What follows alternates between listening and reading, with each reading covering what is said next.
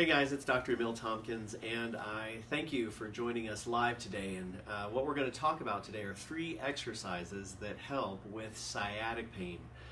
Sciatic pain is a pretty big deal, and it has to do with the nerves that travel out of the lower part of the back between L1 and L4.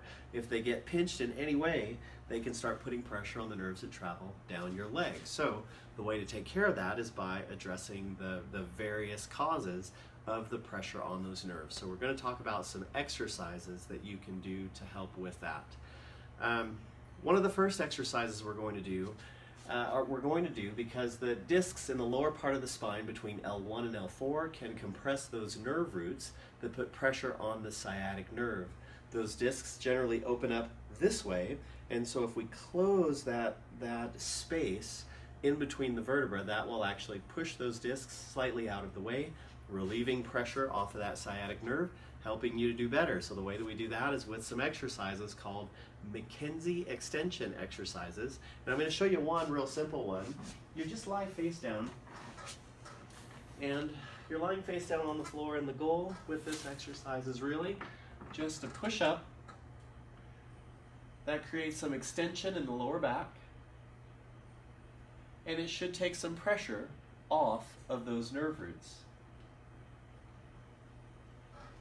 Now, if the problem is that kind of compression, then when you do that exercise, you actually will feel some relief. But if for some reason it bothers you, then your issue is coming from somewhere else, and so you don't want to do that particular exercise. One of the other reasons why you can get sciatic pain is because the pelvis is shifting out of position, and you have muscles that connect the lower back into the pelvis. They're called your hip flexors, or your psoas muscle, or your iliopsoas. There are a number of different terms for the way those muscles connect into the pelvis. And there are a lot of ways you can stretch it, but here's an easy one.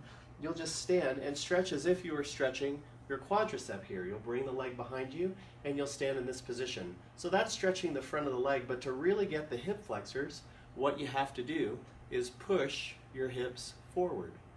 And when you push your hips forward, you're going to get the hip flexor a little bit better, and it's really important to actually stretch those hip flexors because that will help your spine to remain in the right position.